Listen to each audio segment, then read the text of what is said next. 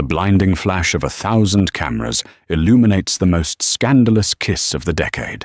There, on the crimson carpet of the Metropolitan Legacy Gala, stands Alistair Vance, a titan of industry worth billions, his lips locked with a starlet half his age. The world's media holds its breath, capturing the blatant betrayal in high definition. This isn't just an affair, it's a public declaration of war on his marriage. But the real story isn't the billionaire's shocking infidelity. It's what happens 60 seconds later. As the gasps ripple through the crowd, a lone Rolls-Royce Phantom pulls up. The door opens and the real Mrs. Vance emerges. And she isn't crying. She's coming to collect. The air in the Upper East Side penthouse was always the same, thin, cool, and smelling faintly of freesia and sterilized money. It was an atmosphere Serafina Vance had curated, just as she had curated every other aspect of their lives. From the Jean-Michel Basquiat painting that hung opposite a Gerhard Richter, a deliberately provocative pairing she'd chosen to unnerve stuffy investors, to the precise temperature of the wine in the cellar, everything was a testament to her meticulous control. Everything, it seemed, except her husband. Alistair Vance moved through their shared space like a conquering king, inspecting a territory he'd long since grown bored of. He was a man built by headlines and leveraged buyouts, his charisma a weapon he wielded with casual cruelty. Tonight, he was a storm of expensive cologne and restless energy, shrugging on a Tom Ford tuxedo jacket that cost more than the average person's car. "You're not ready?" he asked, not looking at her. His eyes were on his reflection in the floor-to-ceiling window, which framed a glittering, subservient Manhattan. Serafina sat at her vanity, a still point in his whirlwind. She wore a simple silk robe, her back to him. Her own reflection showed a woman of unnerving composure, her features sharp and intelligent, her eyes the color of a stormy sea. For 15 years, she had been the silent architect of his empire. He was the face, the thunderous voice on earnings calls, the ruthless negotiator the papers loved to call the vulture. But she was the strategist, the one who saw the chessboard from above, who understood that true power wasn't in the loud pronouncements, but in the quiet, unseen moves. "The invitation said 8, she replied, her voice calm and even. She picked up a diamond earring, a massive pear-cut stone from Cartier, a gift from their 10th anniversary. A guilt offering, she'd known at the time, for an affair he thought she'd never discovered. She had discovered them all. "I'm going ahead. I have to greet the board members from the Tokyo acquisition," he said, adjusting his bow tie. It was a lie, a sloppy one. The Tokyo deal had closed last week, and the board members were already back in Japan. He was meeting her, Catalina Monet, a name as fabricated as her talent. Serafina had the complete file on her desk in her private study, born Catherine Monaghan in a forgotten town in Ohio. She'd come to New York with dreams bigger than her portfolio. Now, she was Alistair's latest and most public indulgence. "Of course," Serafina said, her voice betraying nothing. "Don't let me hold you back." He paused at the door, a flicker of something, annoyance, surprise, crossing his face. He'd expected a fight, or tears, or at least a pointed question. The lack of it seemed to unsettle him more than any accusation could have. For a moment, he looked at the woman at the vanity, this beautiful, placid stranger he'd married, and felt a prickle of unease. He'd always mistaken her silence for submission. It was a fatal miscalculation. "The car will be back for you in 30 minutes, he stated, his tone clipped, reasserting his control. "Try to look happy, Serafina. It's a big night for the Vance Foundation." The door clicked shut, leaving a profound silence in its wake. Serafina stared at her reflection for a full minute. The mask of the placid wife did not waver. Then, slowly, she placed the diamond earring back in its velvet box. It was a relic of a past she was about to incinerate. She reached for another set. Emeralds.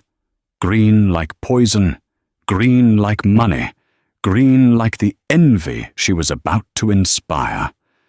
Her phone buzzed on the marble vanity. A single text from her private investigator, a man named Arthur Graves, a discreet ghost who moved through the city's underbelly. He picked her up. They're 10 minutes from the Met. Are you sure about this, S? Serafina's fingers danced over the screen, her reply swift and devoid of emotion. The board is already primed. The proxies are signed. His arrogance is the trigger, Arthur.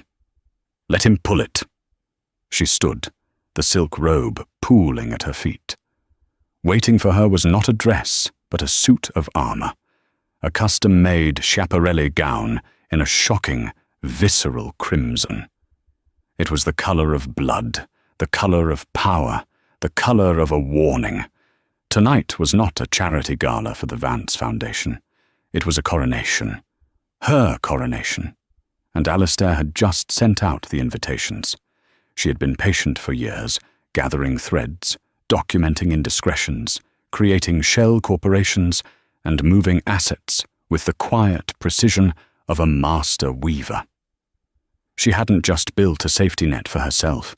She had woven a cage for him, gilded with his own greed and lined with his betrayals. He thought he was walking onto a red carpet. In reality, he was walking onto a battlefield she had designed, and he had just lit the signal fire for his own immolation. The red carpet at the Metropolitan Legacy Gala was a river of flash bulbs and manufactured smiles.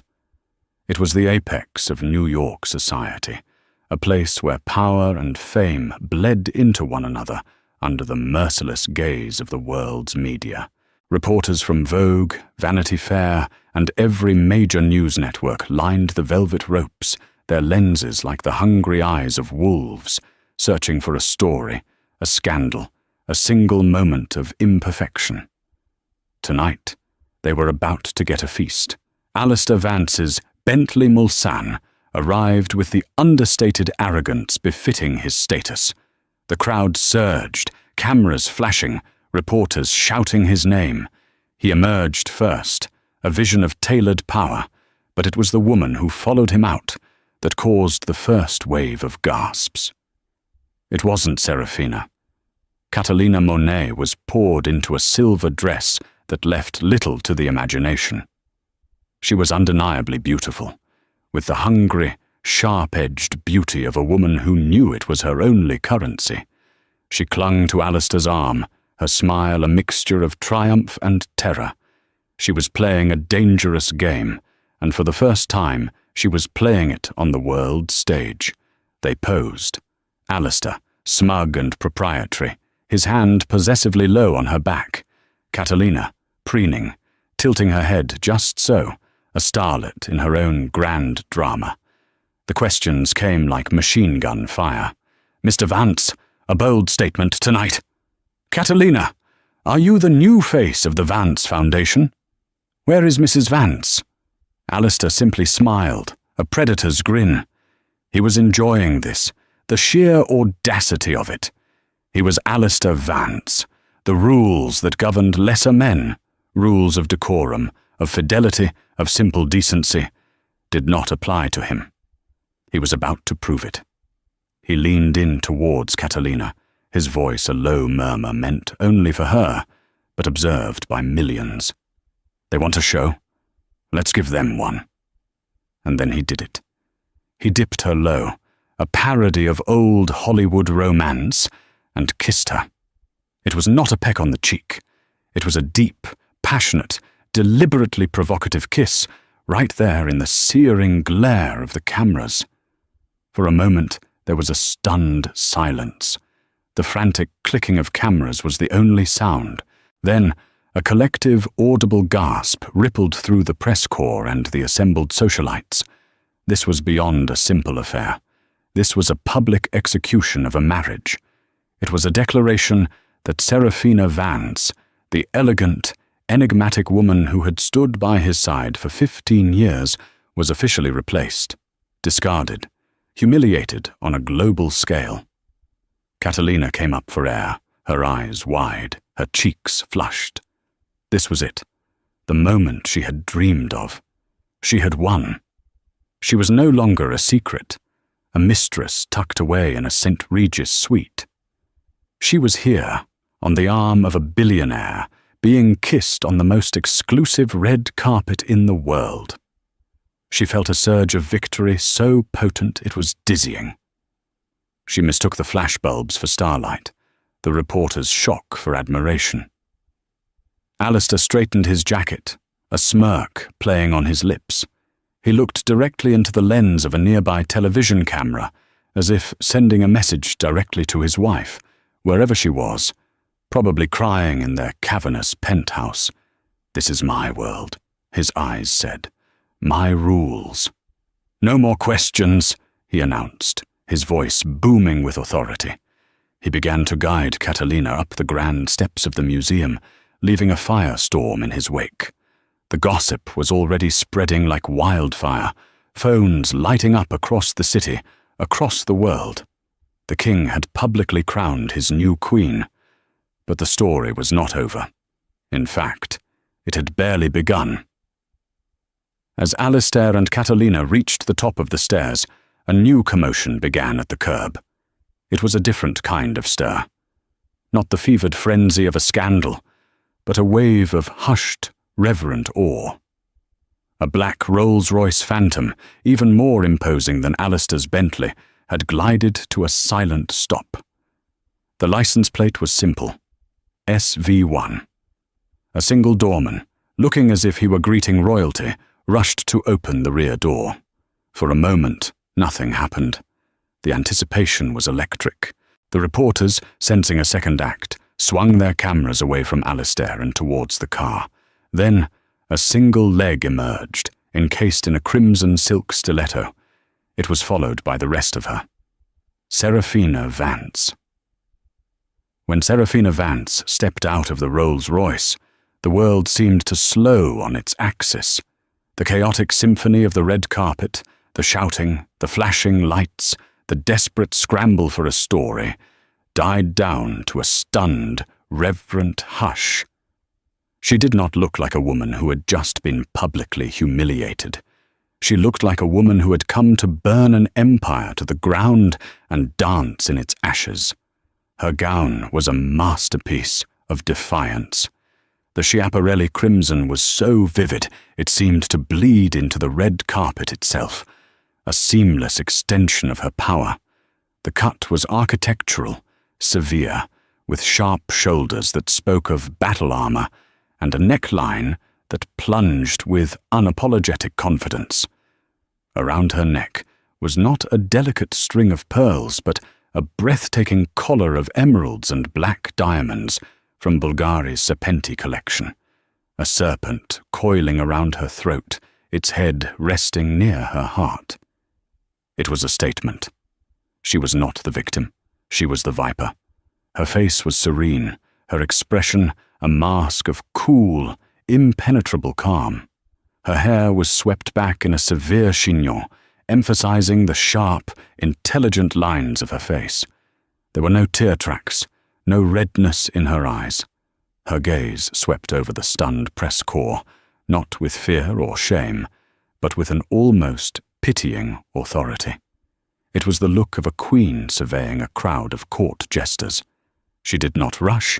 She did not falter. She began to walk the length of the carpet alone, her posture perfect, her every movement deliberate and imbued with a grace that was almost terrifying in its control. The cameras, which had been machine guns moments before, were now like the slow, panning shots of a cinematic masterpiece. They were no longer trying to catch a scandal. They were trying to capture an icon. At the top of the stairs, Alistair had stopped, frozen. He turned, his face a mask of disbelief. He had expected her to stay home, to crumble, to call him screaming. He had not expected this. this public, magnificent defiance. Beside him, Catalina's triumphant smile had evaporated, replaced by a look of stark panic. The silver dress that had seemed so glamorous now looked cheap and desperate next to Serafina's crimson armor. The starlet suddenly looked like what she was. A stand-in, a cheap imitation who had been caught playing dress-up in the Queen's castle. Serafina reached the midway point of the carpet and paused. She turned, not towards her husband, but towards the most prominent camera, the one broadcasting live to millions. A ghost of a smile touched her lips. It was not warm, it was a promise, a threat. In that single silent moment, she commandeered the entire narrative. The story was no longer billionaire cheats on wife. It was now, Serafina Vance has arrived. She resumed her walk. As she approached the stairs, the reporters found their voices, but the questions were different now. Mrs. Vance, you look breathtaking. Serafina, who are you wearing? An incredible statement tonight, Mrs. Vance. She ignored them all, her eyes fixed on a point just over Alistair's head. She ascended the stairs, each step a hammer blow against the foundation of his world. When she reached the landing, she was finally face to face with her husband and his mistress. The air crackled. The three of them stood there, a tableau of betrayal and retribution for what felt like an eternity. Alistair's face was a mixture of fury and confusion. This was not his script. She had torn up the pages and rewritten the play with herself as the lead. Catalina, utterly out of her depth, tried to assert her position, tightening her grip on Alistair's arm. It was a pathetic gesture of ownership that only highlighted her insecurity. Serafina's gaze finally fell upon them. She looked first at Catalina, her eyes sweeping over the younger woman from head to toe, with an expression of profound indifference, as if observing a piece of furniture that had been delivered to the wrong address. She offered no anger, no jealousy, only a dismissal so complete it was more insulting than any slur. Then she looked at her husband. She did not raise her voice. She did not cause a scene. She simply leaned in close, her voice a silken whisper that only he could hear, though the world watched, trying to decipher its meaning. "Enjoy your evening, Alistair," she murmured, her breath cool against his ear. "It's the last one you'll have as the man you think you are." Without waiting for a reply, she straightened up, gave a slight, almost imperceptible nod to the museum's director, who was waiting at the door, and swept past them into the gala. She did not look back. She left Alistair Vance standing on the steps, his mistress on his arm, suddenly looking not like a king with his prize, but like a fool who had just been checkmated in front of the entire world. The reporters gasped, not at the kiss anymore, but at the sheer, unadulterated power of the woman who had just owned the entire event. The inside of the Metropolitan Museum had been transformed into a glittering forest of crystal and starlight. The air hummed with the conversations of the world's 1%, a murmur of money and power set to the music of a string quartet. But tonight, there was only one topic of conversation.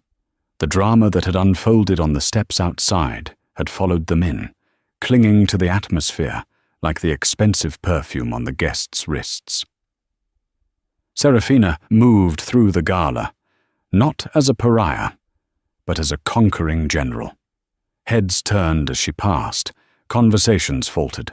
The initial whispers of pity for the poor, cheated wife had been utterly silenced by her arrival. They were replaced by whispers of awe, of fear, of intense speculation.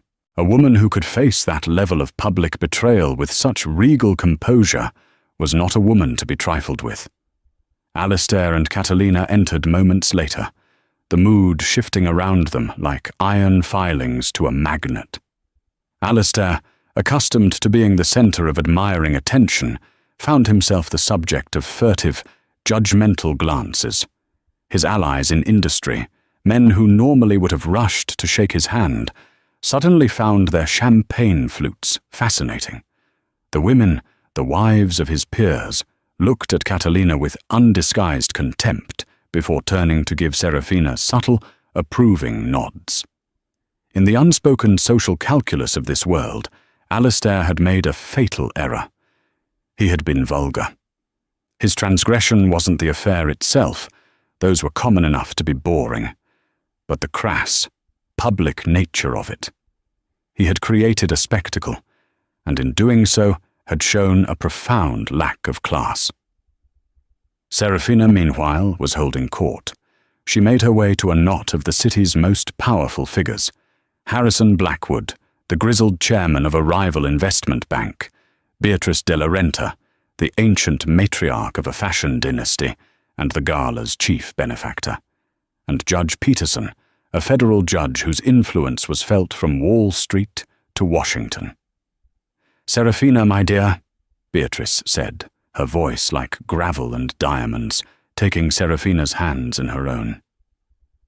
Schiaparelli, a choice for a woman who has something to say without speaking. "Beatrice?" Serafina smiled warmly, a genuine smile that reached her eyes. "I thought tonight called for a little color." Harrison Blackwood, a man who had been Alistair's business rival for 2 decades, raised a skeptical eyebrow. "Vance is making a spectacle of himself. Are you all right, Serafina?" This was the moment. The test. Her response would set the tone for the rest of her life. She took a sip of her champagne, her eyes glinting over the rim of the crystal flute. "Alistair has always had a flair for the dramatic," she said, her tone light, almost amused.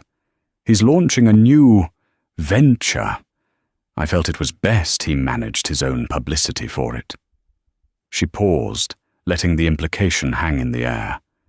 This wasn't a marital collapse. It was a business divergence.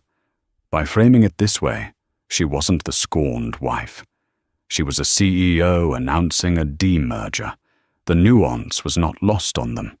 Blackwood's eyes sharpened with interest. This was the language he understood.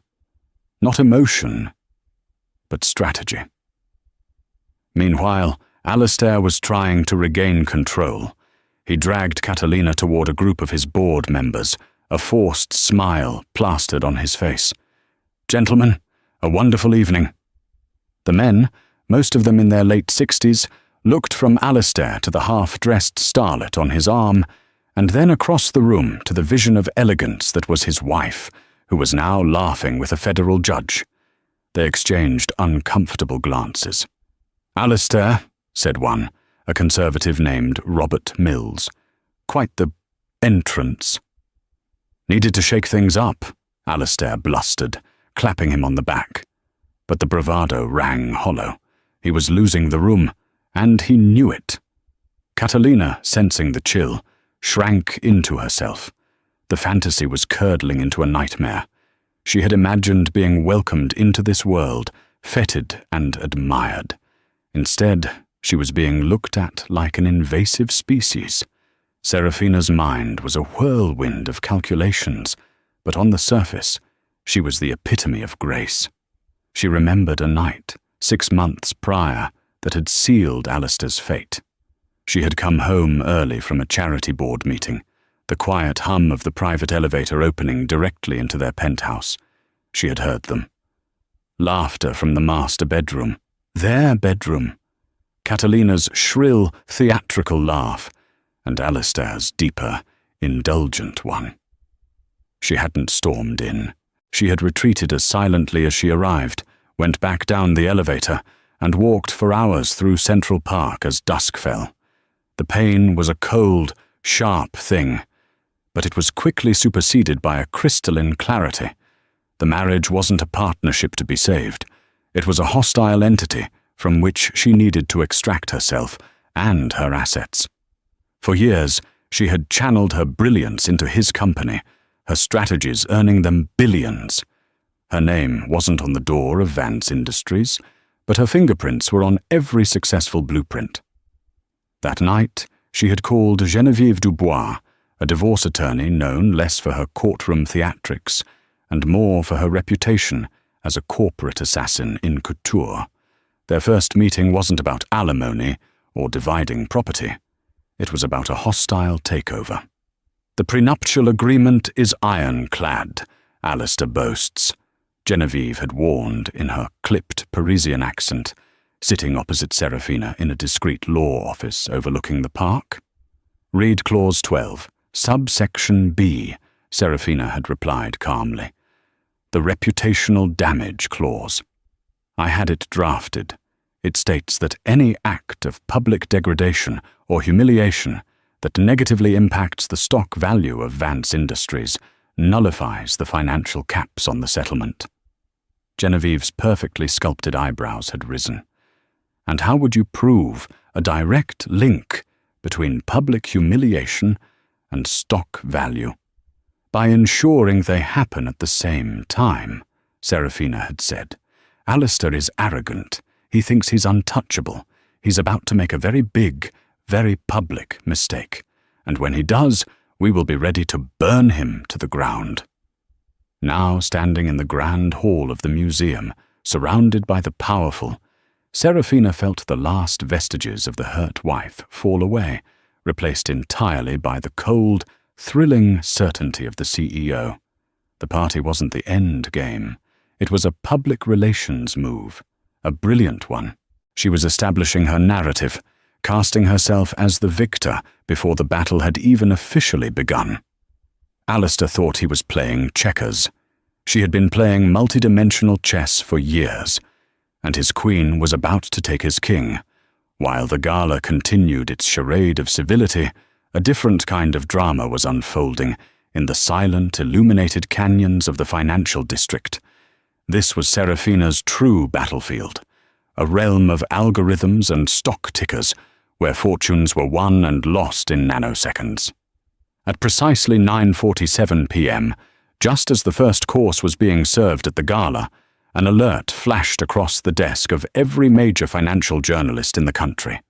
It was an SEC filing, submitted through a labyrinthine series of shell corporations based in Switzerland and the Cayman Islands, all perfectly legal, all masterfully orchestrated by Geneviève Dubois' forensic accounting team. The filing announced that a previously unknown investment consortium, Crimson Holdings, had acquired a 15% stake in Vance Industries. The shares had been bought up quietly, in small, untraceable blocks over the past 6 months. But that wasn't the bombshell. The bombshell was Crimson Holdings' stated intention: to initiate a vote of no confidence in the CEO, Alistair Vance, citing erratic and reputationally damaging behavior that posed a material risk to shareholder value. Simultaneously, an anonymous and devastatingly detailed report was leaked to the Wall Street Journal. It outlined a pattern of Alistair's corporate malfeasance, using the company jet for personal trysts, awarding a lucrative marketing contract to a company with deep ties to Catalina Monet, and funneling foundation money into vanity projects. Each claim was backed by scanned receipts, flight manifests, and internal emails. The source was untraceable, but the information was impeccable. It was the entire dossier Arthur Graves had compiled over a year of painstaking work. Back at the gala, Alistair's phone began to vibrate incessantly. He ignored it at first, trying to focus on charming a potential investor. But then his CFO's face appeared on the screen, a look of sheer panic in his eyes. Alistair excused himself, his irritation palpable. He stepped into a quiet alcove, the festive music a mocking counterpoint to the storm about to break. "What is it, David?" he snapped. "This better be important." "Alistair, have you seen the news?" David's voice was strained. "The Journal just dropped a story. It's bad. And there's an SEC filing. A group called Crimson Holdings is making a move. They're calling your character into question, demanding a vote." Alistair felt a cold dread seep into his bones, a feeling so foreign he barely recognized it. Crimson Holdings? I've never heard of them. Who the hell are they? We don't know. It's a ghost. But they have the shares, Alistair. And the timing. God, the timing with what you did on the red carpet. The board is going insane. The Asian markets open in a few hours. The stock is going to get slaughtered. Alistair's mind raced. This was a coordinated attack. Sophisticated. Brutal. It wasn't random. His eyes scanned the crowded room, searching, and then they landed on her. Serafina. She was standing by the large glass enclosure of the Temple of Dendor, speaking with Harrison Blackwood. She looked over at him, her expression unreadable, and then she lifted her champagne flute in a silent, mocking toast. Crimson, the color of her dress. The blood drained from his face. It was her. It had to be her. But how? She didn't have that kind of capital, that kind of cunning. He had always seen her as an accessory, a beautiful and intelligent fixture in his life, but ultimately a dependent.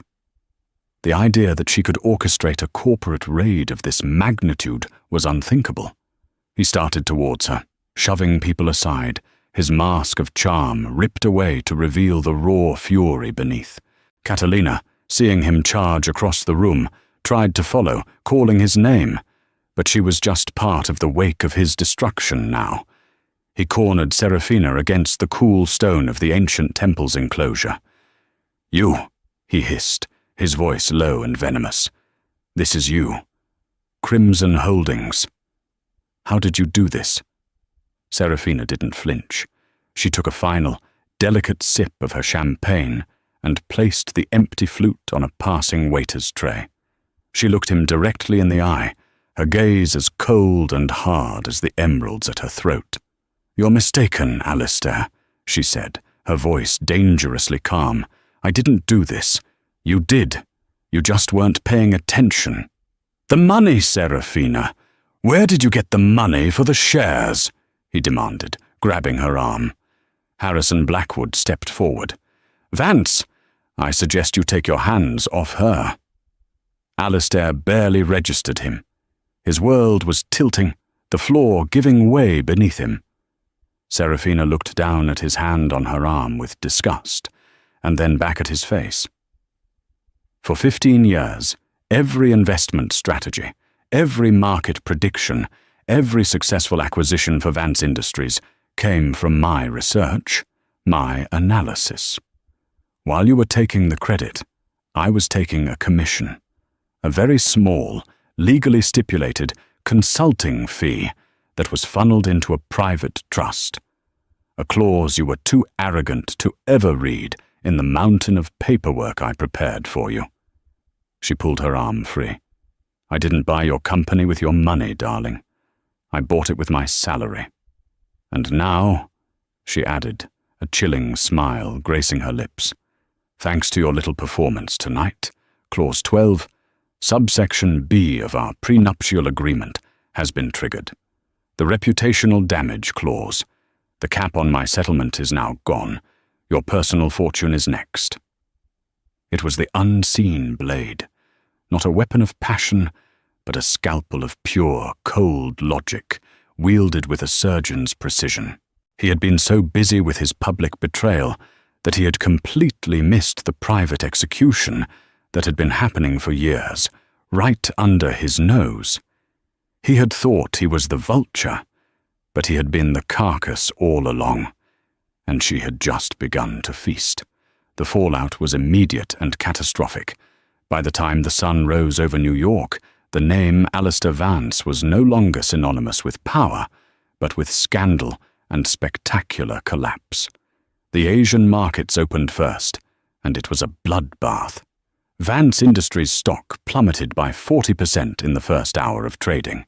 The damning Wall Street Journal article had spread globally, and investors were panicking.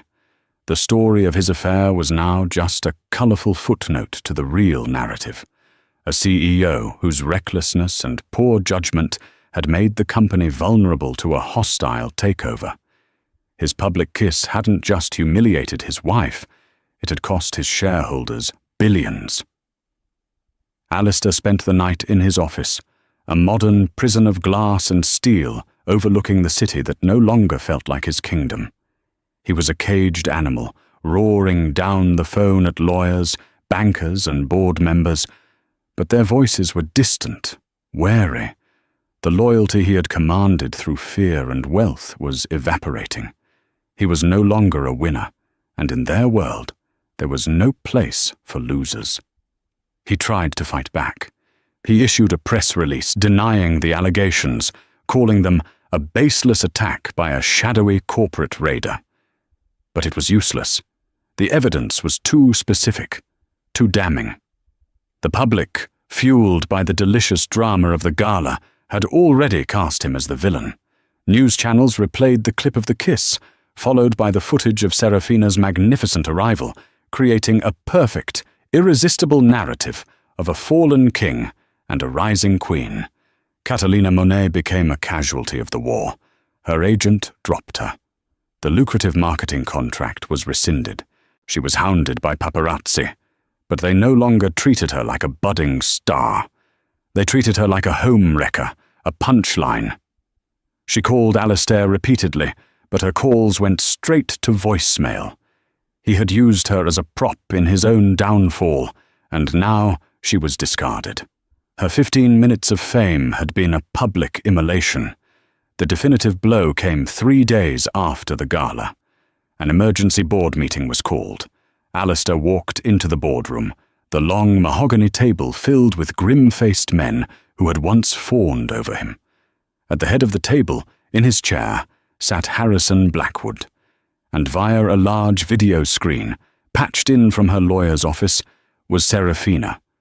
She was wearing a crisp, white power suit, her expression neutral. "What is the meaning of this, Harrison?" Alistair demanded, his voice hoarse.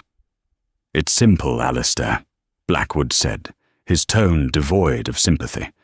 Crimson Holdings, in partnership with my bank and several other key institutional investors, now controls a 51% voting bloc. We're exercising our rights. The board has voted. You're out, effective immediately. "You can't do this," Alistair roared, his face purple with rage. "It's already done." Serafina's voice cut through the chaos, calm and clear from the monitor. "Your personal assets are frozen, pending our divorce settlement. The company jet has been recalled. Your corporate accounts are sealed. You will be escorted from the building by security. You are no longer CEO, president, or chairman. You are, for all intents and purposes, a private citizen with a great many legal problems." He stared at her image on the screen, this woman he had so profoundly underestimated. He saw no triumph in her eyes, no gloating, only the dispassionate finality of a business transaction. He had made himself a liability, and she had liquidated him. "Why, Serafina?" he asked, his voice finally breaking, the rage giving way to a raw, bewildered despair. After all these years, why? She was silent for a moment, and for the first time, a flicker of something personal crossed her features. It wasn't hatred. It was a distant, almost academic pity. "You built this prison yourself, Alistair," she said softly. "You just never saw the bars. You demanded loyalty, but offered none. You craved admiration, but respected no one. You saw my love as a commodity, and my intelligence as a tool for your own enrichment. This isn't revenge. It is a market correction." The security guards entered the room. They were polite, but firm. As they led a stunned, broken Alistair Vance from the boardroom he had built, he passed the large portrait of himself that hung in the hallway, the one commissioned after their first billion-dollar year. It depicted him as a titan, a master of the universe. It was the man he thought he was. But as he looked at the image of his wife on the screen, Her face calm and in control, he finally understood the truth. He had never been the Titan. He had only been its gaudy, disposable figurehead. The real power, the silent, patient, and utterly ruthless force, had been beside him all along. And he had been too blind to see it until it was far, far too late. 6 months later, the name Vance Industries was gone, scrubbed from the monolith of glass and steel in Midtown Manhattan. In its place, etched in elegant, formidable lettering, was a new name, Crimson. The transition had been swift and brutal. Serafina, acting as the primary stakeholder of the new controlling interest, had not taken the CEO title for herself. That would have been too predictable, too much like Alistair's own vanity. Instead, she had installed a respected industry veteran to handle day-to-day operations, while she assumed the role of executive chairwoman of the board. Her power was absolute, but it was quiet, strategic, just as it had always been. The press, which had been obsessed with the salacious details of the divorce, quickly shifted its focus. They were now fascinated by the brilliant, enigmatic woman who had outmaneuvered one of the most feared men on Wall Street. Forbes ran a cover story titled, "The Architect, How Serafina Rothschild Built and Reclaimed Her Empire." She had reverted to her maiden name, a name synonymous with old-world financial acumen, severing the final tie to her past life. Her first act as chairwoman was to clean house. She dismantled Alistair's network of cronies, purged the toxic, high-pressure culture he had fostered, and implemented policies focused on sustainable, long-term growth rather than his slash-and-burn tactics. She reinvested in research and development, established a genuine philanthropic foundation that did more than just host parties, and promoted several brilliant women within the company whom Alistair had consistently overlooked. The company didn't just survive, it thrived. The stock, now under the ticker CSON, rebounded and climbed to heights it had never reached under Alistair's chaotic leadership. Alistair Vance, meanwhile, had faded into ignominy. The divorce had been devastating. With the prenup nullified, Serafina's legal team, led by the formidable Genevieve Dubois, had systematically dismantled his personal fortune, proving that much of it was inextricably tied to corporate assets he had misused. He was left with a fraction of his wealth, enough to live comfortably, but not enough to ever wield power again. He sold the penthouse and the Hamptons estate. He was seen occasionally in Europe, looking older, greyer, a ghost at the tables he once owned. As for Catalina Monet, she had disappeared from the public eye completely, rumored to have returned to Ohio, her Hollywood dreams reduced to a cautionary tale whispered at cocktail parties. One crisp autumn afternoon, Serafina stood in her new office, which occupied the same top floor as Alistair's had. She had redecorated completely. The dark, masculine mahogany and leather were gone, replaced with light woods, modern art, this time by female artists, and a sense of clean, uncluttered space. The massive, egotistical portrait of Alistair was gone, replaced by a vast, abstract canvas of swirling crimson and gold. She looked out the window at the city spread before her. It was the same view Alistair had stared at, but she saw something different. He had seen a kingdom to be conquered, a reflection of his own ego. She saw a complex, interconnected system, a network of possibilities, a chessboard awaiting its next move. Her assistant's voice came over the intercom. "Madam Chairwoman, the board from the Singapore solar tech firm is on the line. They're ready to discuss your acquisition offer." A small smile touched Serafina's lips. This was her next move, a pivot into green energy, a field Alistair had always dismissed as sentimental nonsense. It was a move for the future, not the past. "Patch them through, please," she said, her voice calm, confident, and utterly in control. She sat down at her desk, not the oversized throne Alistair had used, but a sleek, functional piece of design. She picked up the phone, her emerald and diamond serpent ring glinting in the afternoon light. She hadn't destroyed Alistair's world out of simple revenge. She had done it to build her own. The red carpet hadn't been an ending. It had been a birth. The fiery, public birth of an empress, forged in betrayal, crowned in defiance, and now ready to rule. A year is a lifetime in a city that never sleeps. For Serafina Rothschild, the past 12 months had been a period of relentless, disciplined reconstruction. The name Alistair Vance was now a historical footnote, a case study taught in business schools on the perils of hubris. Crimson, under her stewardship, had become a behemoth of innovation and ethical capitalism, a stark rebuke to the corporate raiding culture of the past. Her public image was flawless, a phoenix, a titan of industry, a feminist icon celebrated on magazine covers and revered in boardrooms.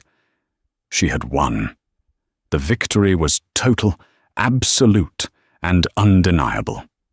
And yet, there were moments, often in the deep stillness of the night, when she would stand in her new penthouse, a marvel of minimalist architecture overlooking Central Park, all clean lines and cool marble, and feel the profound silence. It was a different silence from the one she had shared with Alistair. That had been a silence thick with unspoken resentments and looming betrayals. This was a new kind of quiet, the silence of the summit. The air was thin up here, and she was utterly, completely alone. She had a staff, a board, a coterie of admirers, but no confidants. Power, she had discovered, was the most effective insulation in the world. It was on a Tuesday afternoon, as the autumn light cast long shadows across her sprawling office, that the past sent a messenger. Her executive assistant, a fiercely competent young woman named Claire, buzzed her on the intercom, her voice laced with an uncharacteristic uncertainty. "Madam Chairwoman," Claire began, "I apologize for the interruption. There is a woman in the lobby. She has no appointment, but she refuses to leave. She says she will wait all day if she must." She gave the name Catherine Monaghan. Serafina froze, her fingers hovering over a tablet displaying quarterly projections. Catherine Monaghan. The real name. The Ohio name. A ghost in a bargain bin dress, rattling the chains of a life Serafina had meticulously demolished. Her first instinct was a cold, swift denial. Have security remove her. It was the efficient, logical move, a loose end from a previous business transaction, now irrelevant. But she didn't say it. A sliver of something she couldn't immediately name. Not pity, perhaps curiosity, or the strategist's innate dislike for an unresolved variable, held her back. What could this woman possibly want? The money was gone. The man was gone. The life she had coveted was a heap of ashes. "Send her up, Claire," Serafina said, her voice betraying nothing of the sudden turbulence in her mind. "See that we are not disturbed for the next 30 minutes. A few moments later, the heavy oak door to her office swung open. The woman who walked in was almost unrecognizable. The brassy blonde hair was now a mousy, natural brown, cut in a simple, unstylish bob. The predatory ambition in her eyes had been replaced by a deep, weary exhaustion. She wore a plain grey coat and jeans. The last time Serafina had seen her, she had been dripping in borrowed diamonds and desperation on the arm of a billionaire. Now, she just looked like a woman who had taken a long, hard fall back to earth. "Mrs. Vance." "Ms. Rothschild," Catherine corrected herself, her voice quiet, tentative. "Thank you for seeing me." Serafina remained seated behind her enormous desk, a slab of polished obsidian, that served as both a workspace and a barrier. She gestured to one of the chairs opposite her. "Please, sit." Catherine sat on the edge of the chair, looking small and out of place amidst the soaring ceilings and priceless art. She didn't look at Serafina, but at her own hands, twisting them in her lap. "I'm sure you're wondering why I'm here," Catherine began. "I don't want money. I know there's none to be had. Not from you, not from him. I needed to ask you something."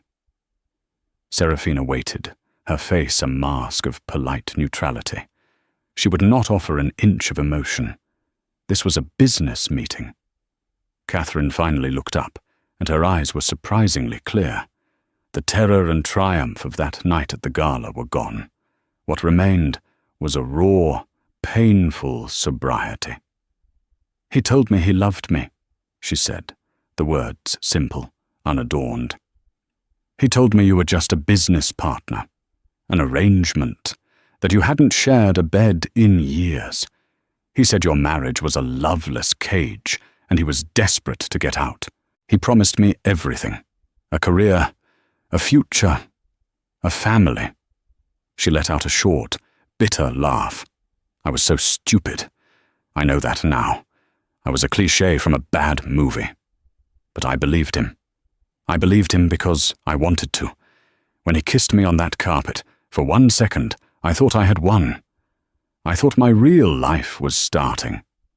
Serafina's composure was a fortress, but a flicker of an old memory breached the walls. Alistair, years ago, telling her the same things about his first wife when he had been pursuing her. The same script, the same promises. He wasn't a monster of invention. He was a machine of repetition, finding a new gear to grind with each new person he consumed. "Your point, Miss Monaghan?" Serafina's voice was cool. "My point," Catherine said, leaning forward slightly, her gaze intensifying, "is that I was a weapon. He was using me to hurt you. But you were using me too, weren't you? My file, your investigator. You knew he was bringing me to the gala. You knew he was going to do something stupid and public. You wanted him to. That kiss, it wasn't just his betrayal of you. It was the trigger for your trap. I was the bullet in your gun." The accusation hung in the air, sharp and precise. Serafina did not deny it. It was, after all, the truth. "You made a choice to be with a married man," Serafina stated, her tone clinical. "Choices have consequences." "I know that," Catherine's voice rose, cracking with a year of pent-up anguish. "And I am living with them. My name is Poison. My face is a meme for home wreckers. I had to move back to Ohio and work in a diner to help my parents pay the legal fees from the lawsuits your husband's stupid contract got me into. I own my choices. But you sit up here in your palace in the sky, and you pretend this was all just a clean market correction. But it wasn't, was it? It was personal. He broke your heart, and so you broke his world, and mine along with it." For the first time, Serafina felt a genuine crack in her armor. She had thought of Catherine as an obstacle, a variable, a tool. She had never truly considered the human cost for the woman who had been the public face of the scandal. She had dehumanized her rival just as effectively as Alistair had. Catherine seemed to sense the shift. She leaned back, her brief flare of anger spent, leaving only the exhaustion behind. Her next words were not an accusation, but a genuine soul-weary question. "I have to know," she said, her voice dropping to a whisper. "Was it worth it? All this?" She gestured vaguely at the opulent office, the city skyline, the empire at Serafina's feet. "Did it fix what he broke in you? Are you happy now?" The question pierced Serafina with an unexpected force. "Are you happy?" It was such a simple question. Yet no one had dared ask it of her in a year. They asked about her projections, her strategies, her acquisitions. They did not ask about her heart. She looked past Catherine, out the vast window at the panorama of her victory. She had power, respect, freedom, and more wealth than she could ever spend. She had avenged herself with a brilliance that would be spoken of for generations. She had everything she had fought for. But happy? Happiness was a warmth, a connection, a quiet sense of peace. Her life was a marvel of engineering, a perfectly functioning, climate-controlled machine. It was not warm. Her connections were transactional, and peace. Peace was a distant shore she had not yet reached. The vigilance never ended. The memory of the betrayal, though avenged, had left a permanent shard of ice in her soul. She had won the war, but she had become a creature of it, forever scanning the horizon for the next threat. She finally turned her gaze back to Catherine Monaghan, to the other woman he had broken. She saw not a rival, but a reflection in a warped mirror, a younger, more naive version of a woman who had once also believed the promises of Alistair Vance. No, Serafina said, the single word costing her more than any billion-dollar deal. Her voice was quiet, stripped of its usual authority, leaving only a raw honesty. It is not a cure for the wound. The victory is in the survival, Ms. Monaghan, not in the spoils. She stood up and walked to a smaller personal desk in the corner of the room. She wrote something on a piece of her personal stationery, folded it and slid it into an envelope. She walked back and handed it to Catherine. This is the name of a woman who runs a non-profit in Chicago that helps women start new businesses. There is also a cashier's check that will cover your parents' legal fees and your relocation. It is not an apology. It is, as you said, a consequence. You were collateral damage in a war you didn't understand. I am correcting the balance sheet. Catherine stared at the envelope, her eyes welling with tears for the first time. Why? Because my empire is built on sound principles, Serafina said, her voice regaining a fraction of its cool command. And I do not abide loose ends or unbalanced ledgers. Your association with Alistair Vance is over. Your association with me is now concluded. What you do next is entirely your own. Catherine stood, clutching the envelope, and for a moment the two women simply looked at each other across the vast expanse of the office.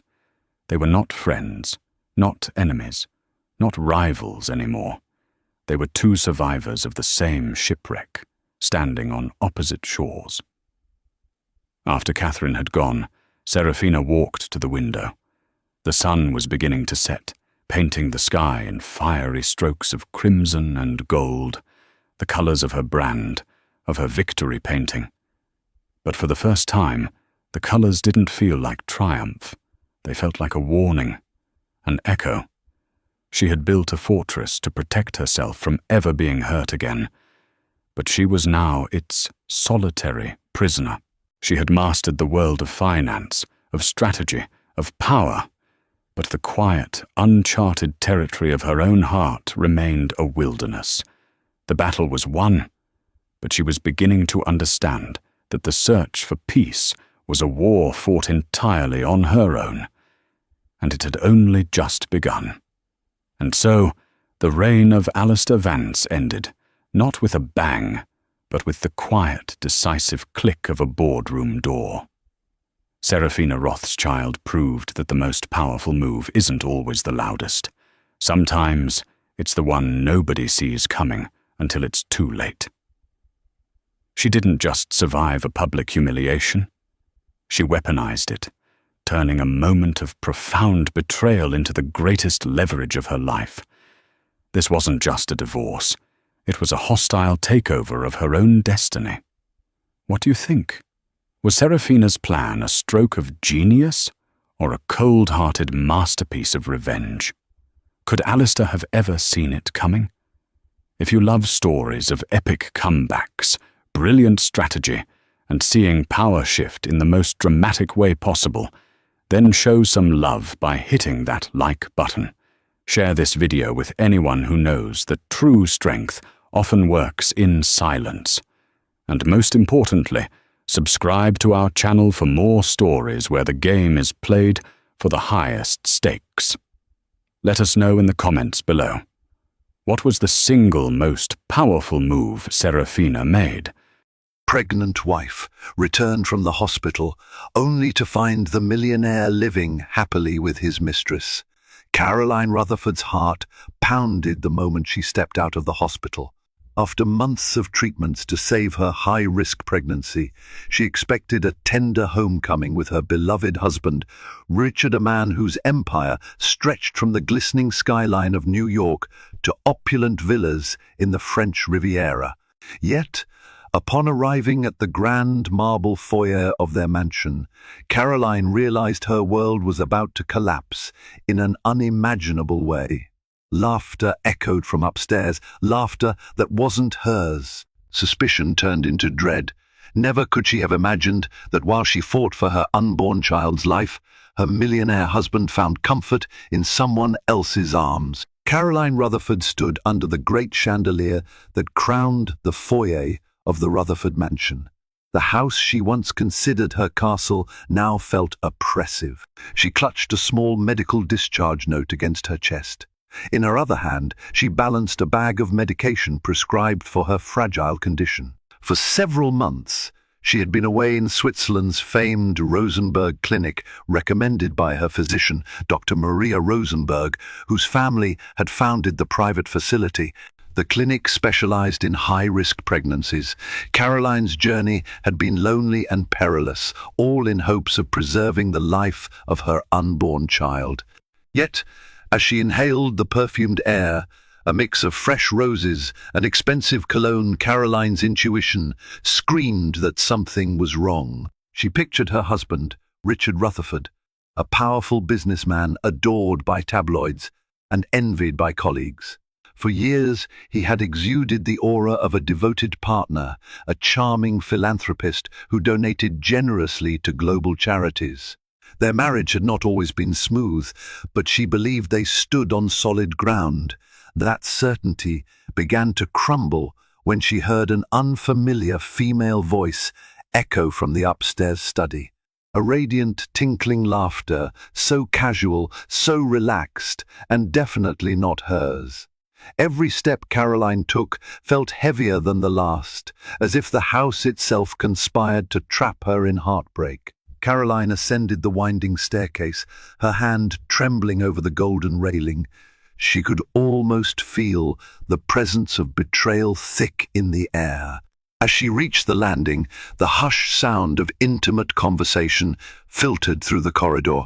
She paused outside the study door, ajar, just enough to reveal the silhouette of a woman leaning comfortably against Richard's leather office chair.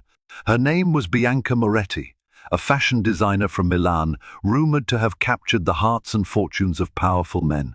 Caroline recognized her immediately. Several months ago, at a Paris charity gala, Bianca had stood beside Richard for a photo that ended up on numerous gossip websites. Back then, Caroline dismissed the speculations, trusting that her husband's devotion was genuine, but the image before her spoke volumes. Richard sat with one hand resting intimately on Bianca's knee, while he chuckled at something she whispered into his ear. The ease with which he leaned in like they'd been lovers for centuries shattered every remaining doubt in Caroline's mind. She swayed, pressing a hand to her abdomen as a fresh wave of dizziness struck her. Her baby, this precious life she had fought so hard for, was now the only force tethering her to sanity. Gathering the fragments of her composure, Caroline took a shaky step into the study, knocking lightly on the door to announce her presence. In that instant, both Richard and Bianca turned toward her. Bianca's expression morphed from amusement to shock, and Richard's mouth opened in silent horror. Caroline's delicate features were a far cry from the confident socialite she had once been. Pale and exhausted, she carried a presence both heartbreaking and formidable.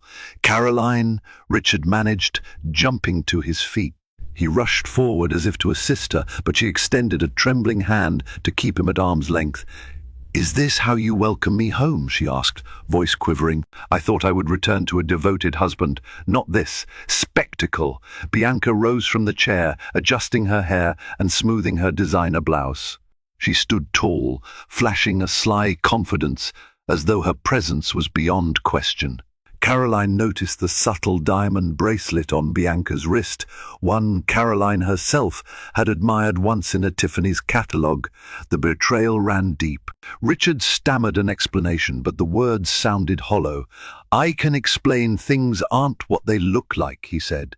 The phrase was painfully cliché, and Caroline found herself biting her lip to hold back tears and rage. In the ensuing silence, the tension was so thick it could have been cut with a knife. Bianca, with a flicker of brazen boldness, gently placed her hand on Richard's shoulder as if to signal her ownership. That single gesture ignited a fury within Caroline she never thought herself capable of feeling.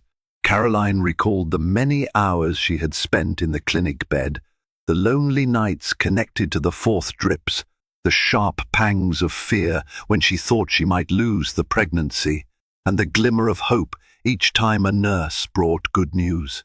She had endured all of it partly because she believed in a future of warmth, love, and protection with Richard by her side. That dream was now as fragile as shattered glass on marble floors. Suddenly, the opulent decor of the study mahogany bookshelves, vintage paintings, Persian rugs seemed to close in on her.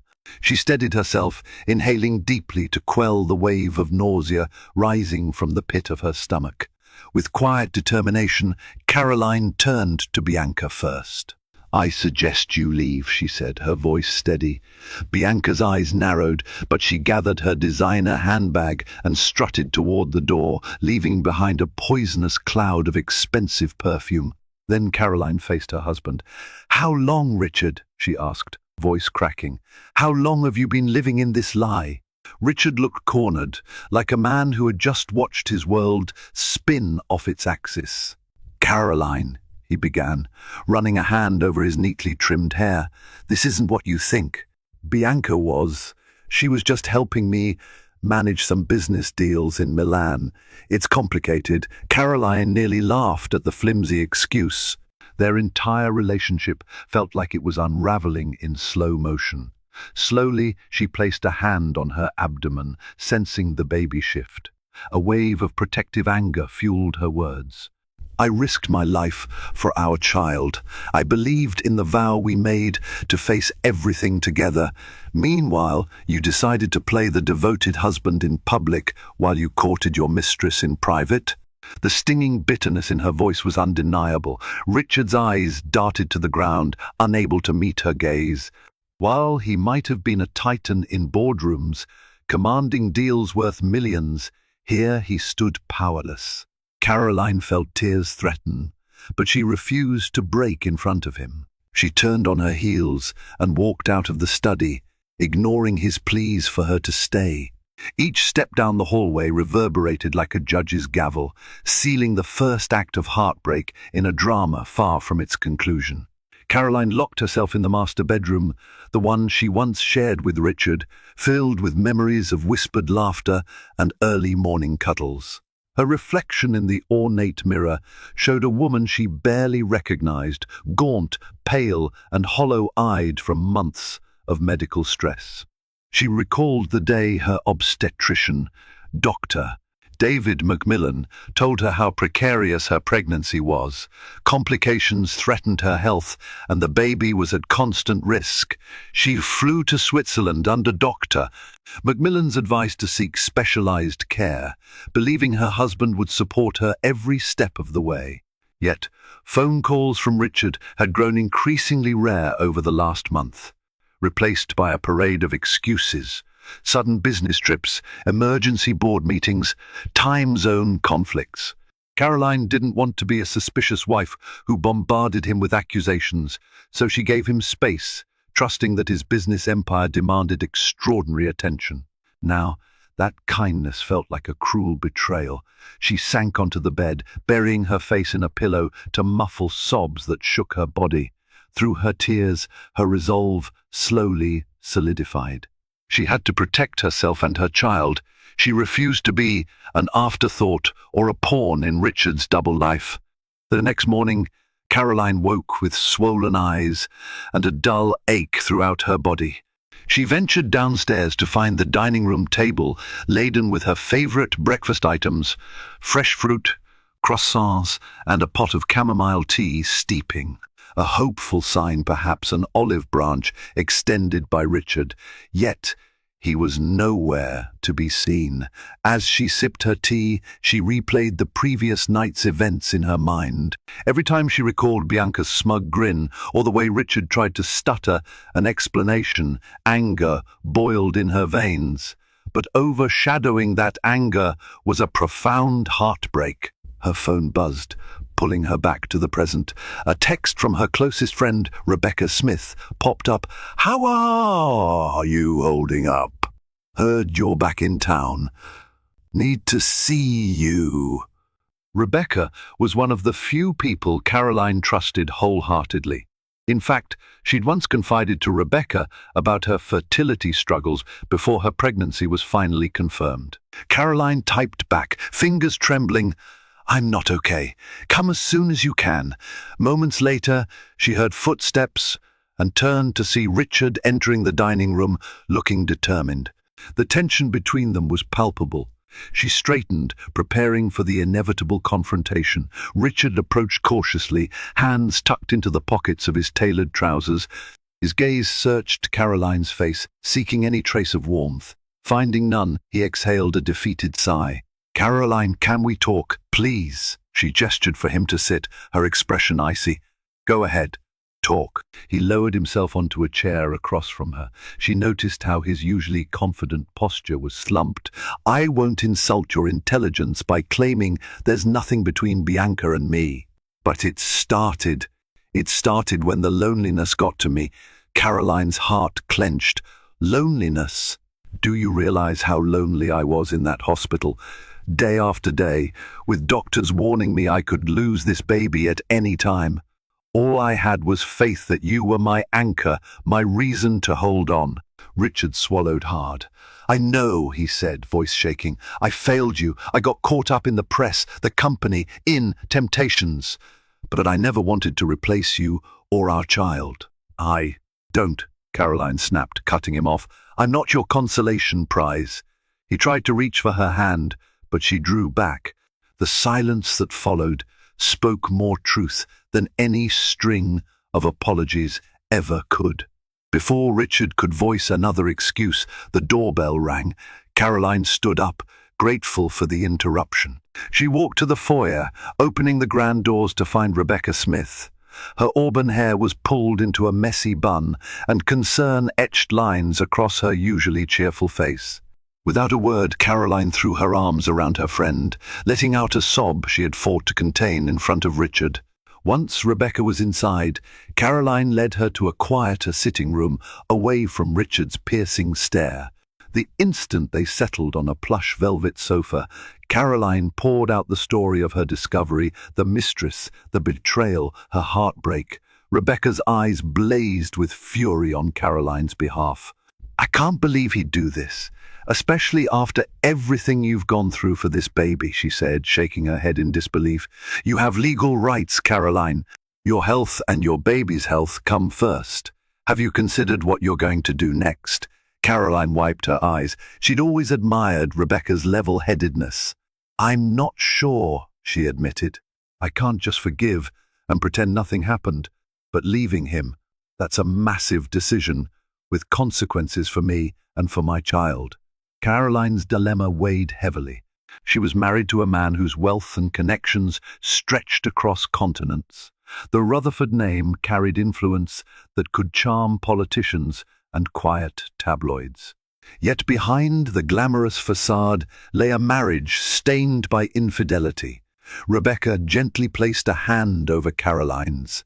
"No one can decide for you, but I'm here for whatever you choose. You deserve better than this. Your baby deserves better." Caroline nodded, feeling a swirl of gratitude and despair. Outside the window, she noticed Richard pacing by the gardens, speaking tersely into his phone. Probably damage control, she thought bitterly, either for business deals or for ensuring that rumors about Bianca and him didn't reach the press. A memory flashed in Caroline's mind, the day she and Richard married in a lavish ceremony at St. Patrick's Cathedral in New York. Their families beamed as they exchanged vows. Afterward, they danced under glittering chandeliers, believing they were a pair destined for greatness. Now, the vow for better or worse sounded like a sad echo. At last, Caroline squeezed Rebecca's hand. "I need to meet with a lawyer," she said. The words tasted foreign and terrifying on her tongue, but in that moment she felt it was the right step towards self-preservation. Later that afternoon, Caroline slipped away from the mansion under the pretense of visiting her obstetrician. Rebecca had arranged a discreet meeting with James Caldwell, a respected family lawyer who had guided many high-profile clients through divorces. Caroline felt a pang of anxiety as her driver navigated the city streets. This was a road she never imagined herself traveling. At Caldwell's office, a sleek downtown high-rise, Caroline was ushered into a conference room with plush chairs and modern art on the walls. James, an older gentleman with a kind face, greeted her warmly. She explained her situation in a trembling voice, from the precarious pregnancy to the discovery of Richard's affair. James listened with professional empathy, taking notes. "Given Richard's substantial assets and the fact that you've sacrificed significantly for your pregnancy," he said, "you have considerable legal standing. Moreover, if he's been openly consorting with Bianca, that's strong evidence of marital misconduct." Caroline swallowed. "I never wanted it to come to this. All I ever wanted was a loving family. But now I have to protect myself, my baby." James nodded. "I understand. The next step, if you choose it, is to separate legally or physically. We can also file for full spousal and child support." Caroline nodded uncertainly, feeling her life pivot on this decision. When Caroline returned to the mansion, she found Richard waiting in the foyer, wearing a stormy expression. He must have received some hint of her whereabouts, or guessed it. "Where were you?" he demanded, his voice hollow. She set her purse on a console table with deliberate slowness. "I had an appointment," she replied calmly, avoiding his eyes. "An appointment with Dr. Macmillan?" he pressed. "I'll remind you, I can reach his office with a single call." Caroline's lips tightened into a thin line. She had rarely seen him like this, panicked, desperate for control. "No, it wasn't Dr. Macmillan. And I don't have to disclose my every move to you, not anymore." Richard drew closer, his voice lowering. "Caroline, don't push me away. I told you I made a mistake. I'm willing to fix it, but you have to talk to me." A bitter laugh escaped her. "Talk to you? The time for talking was when I was in Switzerland, calling you late at night, praying you'd pick up the phone so I wouldn't feel alone. You ignored me. Now you're worried about the fallout. Don't pretend this is about me." She brushed past him, heading upstairs with her heart pounding. She knew each step she took toward independence would heighten Richard's desperation and possibly his manipulative tactics. That evening, Rebecca returned, offering her unwavering support. Together, they packed a few of Caroline's essentials into a small suitcase. She intended to move into a penthouse suite that Rebecca had arranged through a friend of hers, Melissa Caldwell, James Caldwell's daughter, who managed luxury properties. This suite would grant Caroline some privacy away from the prying eyes of staff, neighbors, and most importantly, Richard. Caroline had no illusions about how Richard would react when he discovered her plan to leave. She felt a pang of sadness at the thought of abandoning the home she'd decorated and cherished. But the constant sting of betrayal within those walls was too heavy a burden. As she was about to close the suitcase, she caught sight of her wedding photos displayed on the nightstand. She paused, staring at the beaming faces of two people who believed in forever. Quietly, she slipped the photo from its frame and set it aside. Part of her wanted to tear it to shreds, but another part still clung to the hope of preserving memories for her child's sake, if nothing else, a record of a time when love had been pure. Rebecca guided her downstairs as discreetly as possible. The car waited, engine humming, ready to whisk Caroline into an uncertain new chapter. Richard intercepted them at the front door. His normally composed demeanor cracked, revealing raw desperation. "Caroline, please," he pleaded, his voice straining to remain calm. "We can't fix this if you leave." Caroline paused, her breath hitching. "You made your choices," she said. "This is the consequence." She motioned for Rebecca to usher her quickly out the door. The driver secured her suitcase, and Caroline slid into the car's back seat. As it rolled away, she looked out the window to see Richard standing on the driveway, hands clenched into fists of frustration. During the drive to the penthouse, Caroline ran through a barrage of emotions: fear, sorrow, anger, and oddly relief. Despite the heartbreak, there was a sense of autonomy in finally standing up for herself. They arrived at a sleek high rise overlooking Central Park. The doorman greeted them politely, and soon Caroline was stepping into a furnished penthouse that exuded contemporary elegance, floor-to-ceiling windows, minimalist decor, and the hush of privacy she so desperately needed. She took a seat on the plush sofa, letting out a long exhale. Rebecca squeezed her hand. "You're doing the right thing. Richard needs to understand the gravity of what he's done." Caroline nodded, feeling the first flickers of hope in the midst of overwhelming uncertainty. Days turned into a tense routine. Caroline spent her mornings at prenatal checkups with Dr. Macmillan, who continued to monitor her health meticulously. Even though the immediate risks had eased somewhat, stress was the last thing her delicate condition needed. Yet each day brought new challenges: calls from Richard, unanswered texts, bouquets of flowers delivered to the penthouse in an attempt to win her back. Some nights, Caroline couldn't sleep. She'd pace across the penthouse's living room, gazing out at the glittering city lights, tears brimming over. She felt the baby move, a soft flutter that reminded her of the life she needed to protect. Though she still wore her wedding ring, the cool metal felt like a chain, binding her to a reality that no longer existed. Word of the scandal slowly leaked into social circles. A few tabloids printed vague hints about trouble in the Rutherford marriage. Caroline's phone buzzed incessantly with messages from acquaintances feigning concern or fishing for gossip.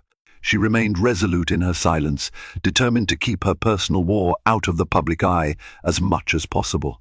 Rebecca, unwavering in her role as confidant, urged Caroline to stay focused on her health and the future. "You're stronger than you realize," she would say. "One day at a time." Late one afternoon, Caroline visited the Rutherfords' family lawyer, separate from James Caldwell, to discuss her legal standing as the spouse of a high-profile billionaire. This lawyer, Penelope Addison, had known Caroline since the early days of her marriage to Richard. When Caroline explained the situation, Penelope's kind eyes clouded with sadness. "Caroline, the first sorry you're facing this," Penelope said. "Richard is a powerful man, but so are you in this scenario. You hold the moral high ground, and the courts would favor you strongly if it comes to custody or divorce proceedings." Caroline wrapped her arms protectively around her growing belly. "I just want to ensure my child won't suffer from any financial or legal battles. I've seen too many stories of children caught in the crossfire." Penelope offered a reassuring smile. "Richard is many things, but he adores his family name and legacy. He won't want to be known as the father who abandoned his own child. Regardless, we'll secure the necessary legal protections. Walking out of Penelope's office, Caroline felt an unexpected surge of courage. For so long, she had relied on the identity of being Richard's wife. Now, she was discovering her own strength as a mother determined to shield her child from the storm. Richard Rutherford's carefully curated world was beginning to crack under the weight of mounting rumors and personal guilt. Whispers of his affair with Bianca Moretti had leaked far enough to reach the Rutherford Corporation's board of directors, an elite group known for its rigorous scrutiny of any scandal threatening the family empire.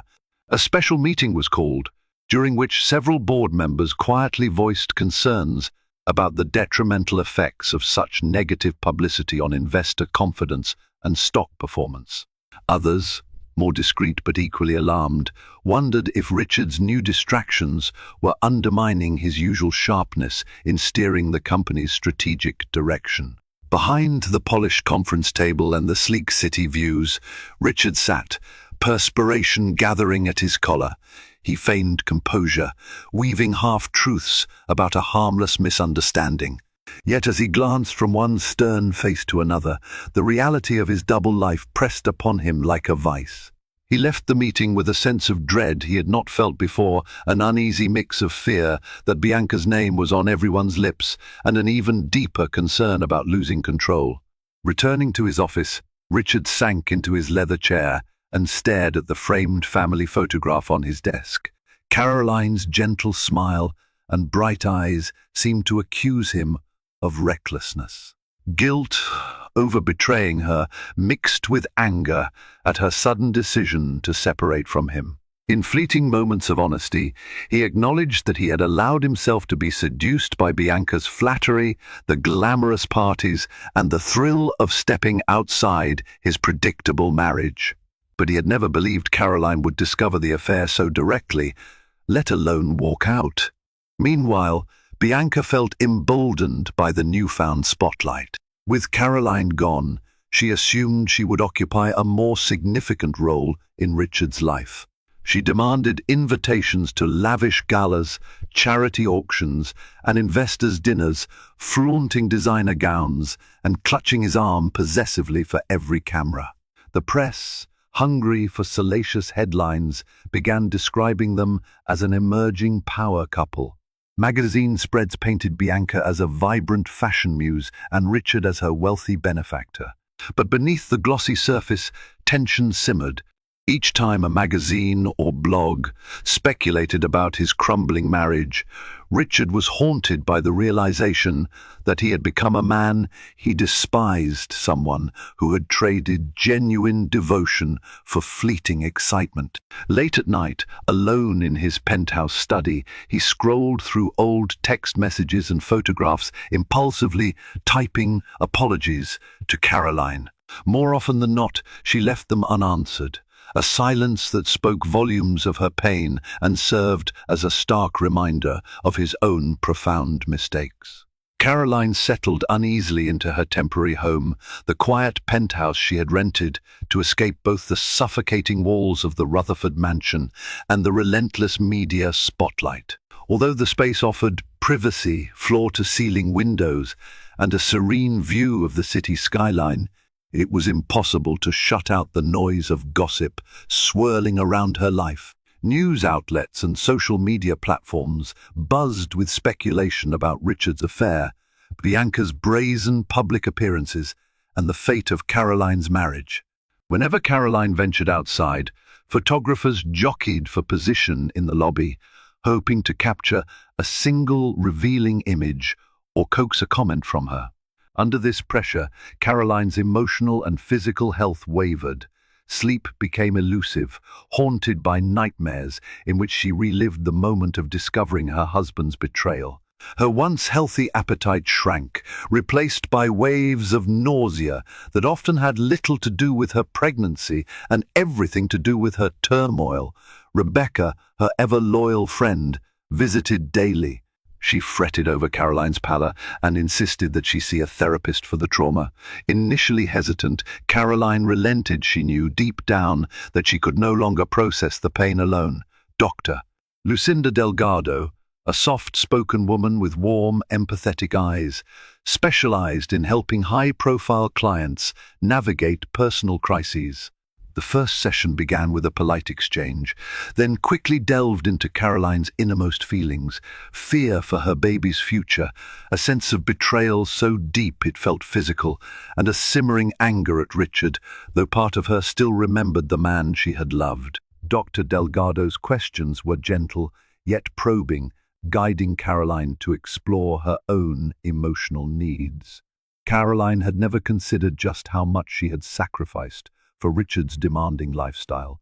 Time and again, she had prioritized his career ambitions over her own passions, believing that devotion was the cornerstone of a strong marriage. When the session ended, Caroline felt exhausted but also oddly liberated. She realized healing would be neither quick nor straightforward. Nonetheless, she walked out of Dr. Delgado's office with a faint spark of hope. Perhaps she could piece her life back together, not by returning to the way things were, but by forging a new path shaped by self-respect and self-awareness. Day by day, she resolved to untangle her identity from Richard's powerful shadow, focusing instead on nurturing the future growing inside her. Even though she remained uncertain about what lay ahead, this first step toward healing felt like choosing to breathe again after far too long. Caroline's journey took an unexpected turn one sunny morning when she felt a sharp pain radiate through her abdomen. Panic swelled. She immediately called Dr. Macmillan, who advised her to head to the hospital. Rebecca rushed to drive her, weaving through Manhattan traffic with knuckles white on the steering wheel. At the emergency room, Caroline was admitted for observation. Tests revealed elevated stress levels and potential complications with her blood pressure. Dr. Macmillan warned that if she didn't find a way to reduce the strain, it could endanger her and the baby. The possibility of preterm labor loomed a terrifying reminder of how vulnerable life could be. News of Caroline's hospital visit reached Richard in a matter of hours. He abandoned his afternoon meetings and dashed to her bedside, ignoring the suspicious looks from staff and bystanders. When he arrived, he found Caroline resting, pale and exhausted, and the fourth drip in her arm. Hesitantly, he approached, not sure if she would reject him. Caroline opened her eyes, meeting his anxious gaze. She had no energy to argue or berate him. In that moment, the father of her child was there, and she found a tiny shred of comfort in not being completely alone. Caroline's hospital stay stretched into several days. Under Dr. Macmillan's supervision, her condition stabilized, but she was advised to remain calm and well-rested. An uneasy truce formed between her and Richard. He lingered in the hospital room, quietly helping with small tasks, adjusting pillows, ensuring her meal tray was properly placed, fetching water. They spoke little of their marital crisis.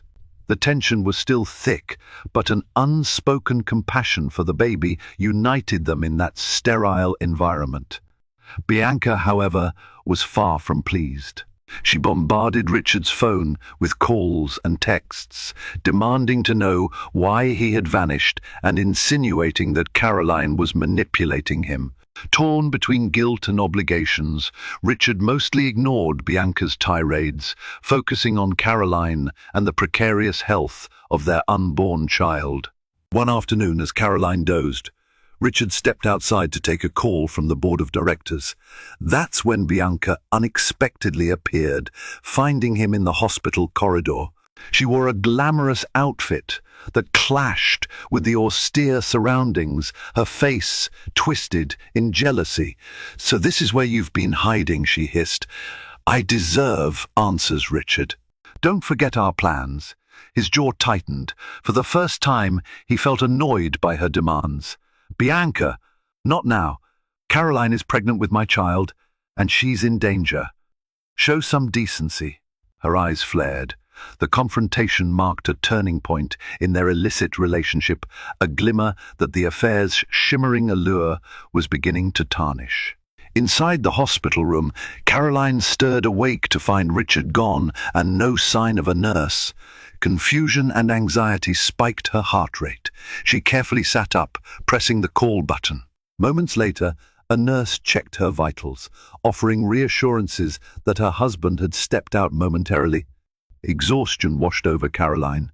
She yearned for the life she once dreamed of, a devoted husband, a stable home, and the excitement of awaiting their child. Instead, everything felt marred by betrayal, mistrust, and the public spectacle brewing outside these walls.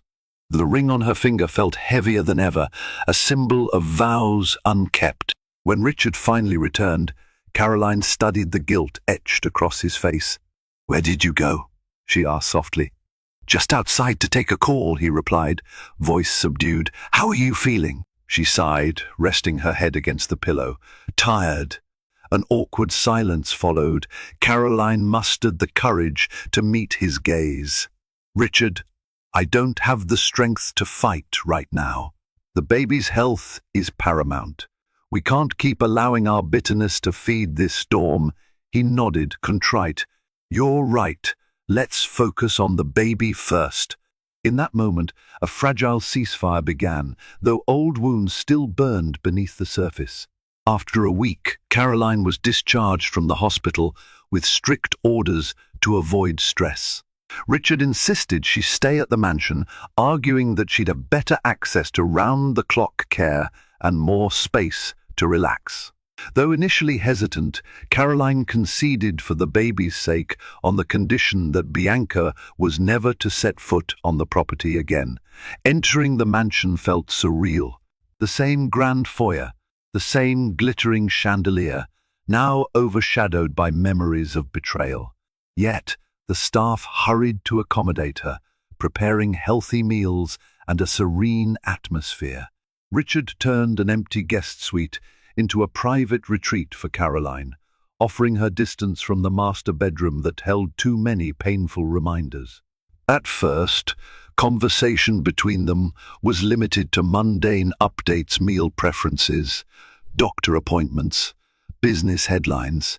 Each day, they navigated a labyrinth of tension, uncertain how to balance their shared love for the baby with their fractured relationship.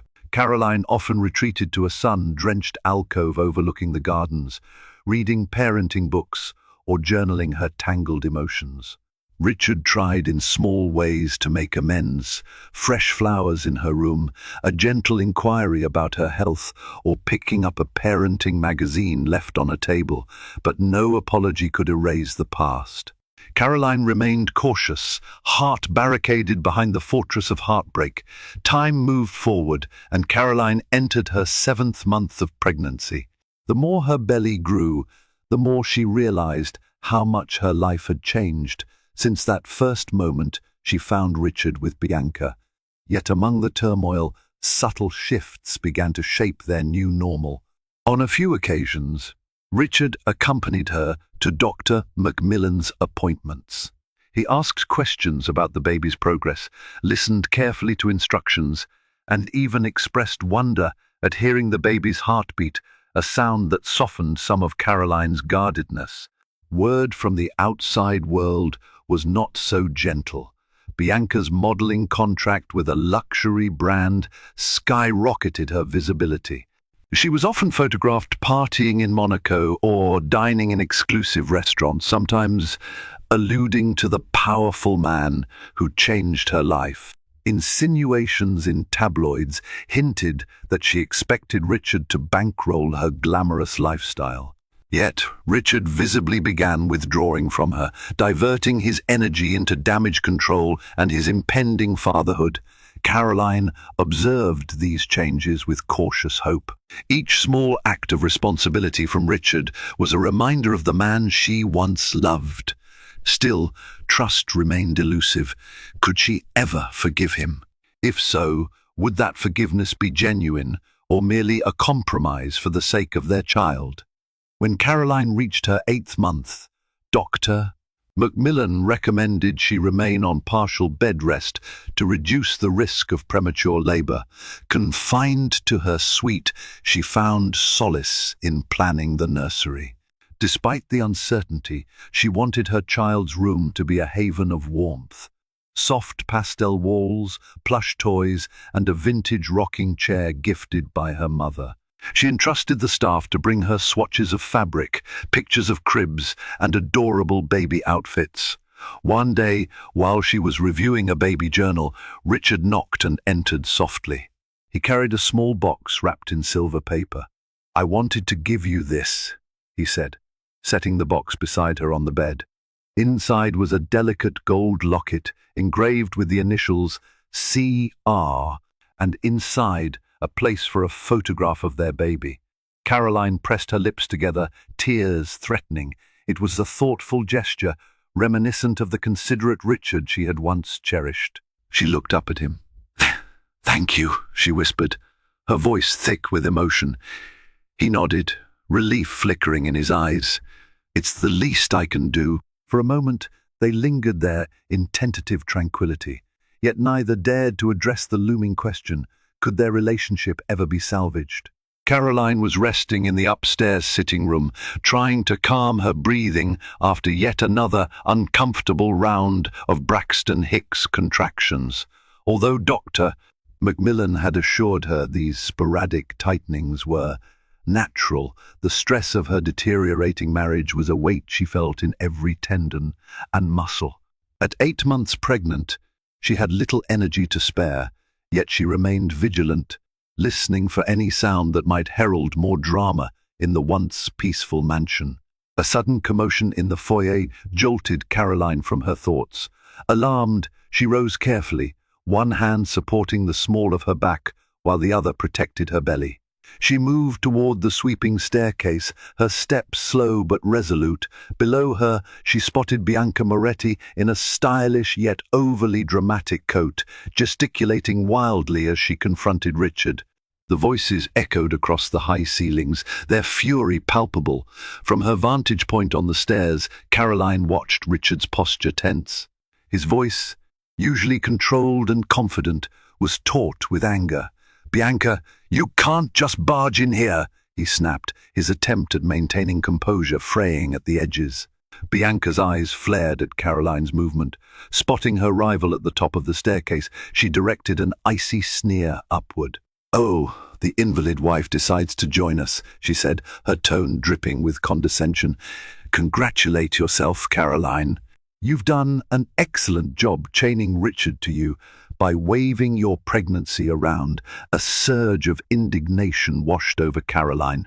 She placed one hand protectively on her abdomen, feeling the baby shift in response to her elevated heartbeat. "If you think this child is a ploy, you know nothing about me," she shot back, trying to keep her voice steady despite the anger roiling inside. "I would have walked away long ago if it weren't for my unborn daughter and the hope that Richard might learn from his mistakes." Bianca's sharp laugh reverberated off the marble floors. Her gaze flicked over Richard with a dangerous glint, as though she might lash out at him next. Sensing the confrontation escalating, he gestured for the security staff to intervene. 2 uniformed men hurried to Bianca's side, gently but firmly guiding her toward the door. She resisted at first, spewing final threats over her shoulder. "You'll regret humiliating me like this," she hissed, her voice echoing in the cavernous entryway. "Mark my words, both of you will pay." The heavy wooden doors slammed shut. In the silence that followed, Caroline stood trembling at the top of the stairs. She looked down at Richard, who stared at the closed doors with a mixture of anger and dread. The realization sank in that any fragile stability they had rebuilt could shatter in an instant. Caroline pressed her hand against her belly once more, silently praying that the stress would not harm her baby or what little hope remained for her family's future. The hours following Bianca's outburst seemed to stretch into days, each moment steeped in lingering tension. Caroline found herself checking every locked door and window, worrying that Bianca might actually attempt some form of revenge. She tried to distract herself by reading baby books or browsing through nursery catalogues, but her thoughts inevitably drifted to the scene in the foyer, Bianca's sneer, her poisonous words, and the way Richard had struggled to maintain control. Richard, for his part, was on constant edge. He fielded calls from his security team, his legal advisors, and various staff members, all concerned about Bianca's threats. More than once, Caroline overheard hushed conversations behind closed doors, Richard's voice low and urgent. Whenever he emerged, he did his best to appear calm, speaking gently to Caroline about the baby and offering to bring her tea or snacks. Yet there was a forced politeness between them, like two people occupying adjacent rooms in a house of cards, afraid a single misstep would bring everything crashing down. One cool morning, Caroline awoke early, plagued by restless sleep and a persistent ache in her lower back. She ventured to the dining room to find Richard already seated, a porcelain teapot steaming in front of him. He stood the moment she entered, pulling out a chair in a halting gesture of courtesy. She sat without a word, the tension in the air thick as fog. After a few sips of tea, Richard cleared his throat. "Caroline, we need to talk about us. We can't keep dancing around this." With the baby coming so soon, he hesitated, pressing his palms together in an attempt to steady himself. "I need to know if there's a chance for us to rebuild what we had, or if you'd prefer we finalize a separation." Caroline's hand trembled slightly, the teacup rattling against its saucer. She took a breath, steadying her voice. "I'm still so angry," she admitted, staring into the swirl of tea. "Every time I think of what happened, the lies, the loneliness, it hurts more than I can put into words." Richard swallowed hard, guilt evident in his eyes. "I understand," he said quietly. "I can't change the past, but I want to be here for you and for our daughter. I want to do better, if you'll let me." A long pause followed, filled only by the hum of the central heating. Finally, Caroline placed the cup down. "I can't make any promises," she whispered. "I won't stay married to you just for appearances or because of the baby. If I find I can't forgive, I'll leave after she's born. My peace of mind and my daughter's future matter more than holding on to a broken relationship." Richard nodded, his face etched with regret. Even so, a faint glimmer of hope passed between them, the smallest sign that perhaps time could mend some wounds. He reached out his hand, hesitating. After a moment, Caroline allowed her fingers to intertwine with his. Their joined hands didn't erase the past, but it formed a fragile bridge across the gulf of hurt, a sign that, however uncertain, the future might hold a chance for healing. The next few days were fraught with anxiety. Caroline battled a constant tightness in her chest, wondering if Bianca would follow through on her threats. Richard did his best to soothe her concerns, reassuring her that he had powerful legal teams and public relations experts to handle any smear campaign. Yet an unspoken heaviness pervaded the mansion. One morning, over breakfast, Richard broached a topic they'd both been avoiding. "Caroline, we need to talk about whether we can find a path forward, or if you'd prefer to finalize a separation." Caroline stared at the untouched tea in her cup.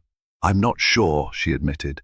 "Every time I think of what you did, of how you left me alone when I needed you most, it kills me." He nodded, pain flickering in his eyes. "I understand. I'd do anything to change the past, but I can't. All I can offer is the present, to be here for you, for our child, and try to mend what I broke." She inhaled slowly, feeling her pulse in her temples. "We'll have to see. I won't force this marriage for appearances.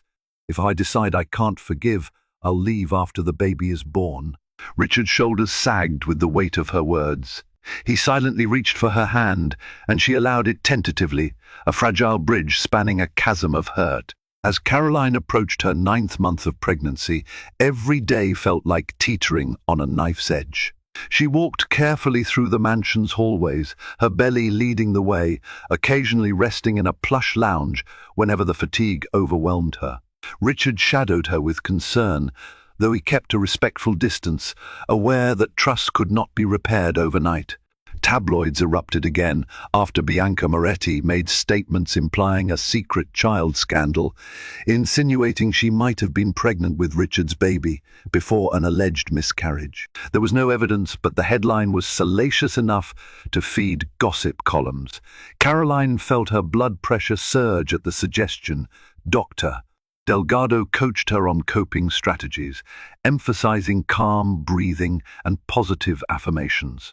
Richard's crisis management team went into overdrive, threatening legal action against any publication spreading the unverified rumor.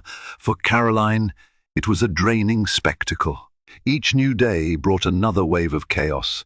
Yet, in the midst of the storm, something curious happened. She and Richard began to share quiet moments that felt almost intimate.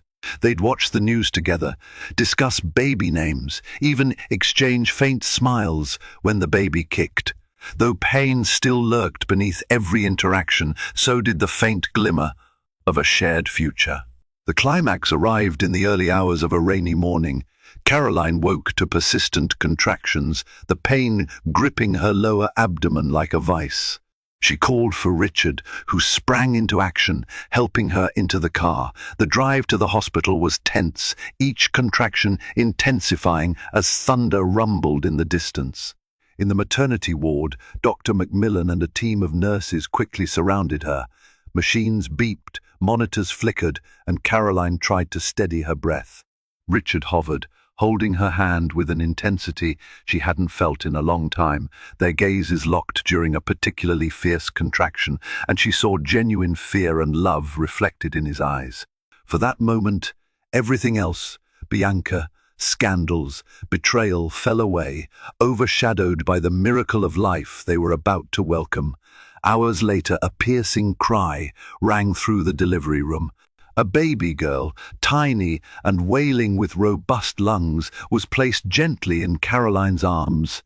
Exhausted tears streamed down Caroline's cheeks, and Richard's eyes glistened with raw emotion. They marveled together at their daughter's delicate fingers and trembling lips. In that moment, amid the chaos of beeping monitors and exhausted relief, a fragile sense of unity took hold. Caroline cradled her newborn daughter, marveling at the swirl of soft, dark hair that crowned the baby's head. Emotions flooded her, joy, relief, and a tidal wave of protectiveness. Richard pressed a gentle kiss to both Caroline's forehead and the baby's tiny hand, tears slipping down his cheeks. It was the first time she had seen him cry. In the days that followed, the magnitude of their child's arrival overshadowed much of the bitterness. Caroline remained cautious, aware that forgiveness wasn't a switch to be flicked on. But as she watched Richard tenderly feed their baby, read her bedtime stories, and hum lullabies in the quiet of the night, she saw glimpses of the man she once adored. Their marriage was far from healed. Trust would require consistent effort and unwavering honesty. But a new possibility emerged, the hope of rebuilding. If they chose to attempt that journey, they would do so with eyes wide open, acknowledging the fragility of what they'd nearly lost. And yet, if they decided otherwise, if the wounds ran too deep, they now had a precious daughter to unite them in a different way, as co-parents forging a new path. For Caroline Rutherford, returning from the hospital had been the start of a harshly different life than she imagined. But from those shattered pieces, she realized she had the chance to carve out a future that was truly hers, even if it meant walking away from a millionaire's mansion and forging her own, more authentic life. And there you have it, a saga of love, betrayal, heartbreak, and an unexpected glimmer of redemption. Caroline, once a trusting wife fighting for her unborn child's survival, found the strength to confront a painful reality that the man she married was not the man she believed him to be. In the end, she refused to sacrifice her dignity or the well-being of her newborn daughter. Through fierce determination, honest self-reflection, and the unwavering support of true friends, Caroline discovered that life does not end with betrayal. Instead, It can be the catalyst for a bold new beginning, one where she holds the power to choose her path. If this dramatic journey stirred your emotions and kept you on the edge of your seat, make sure to like, share, and subscribe to stay connected for more riveting stories. Your support helps bring more real-life drama and inspiration straight to you.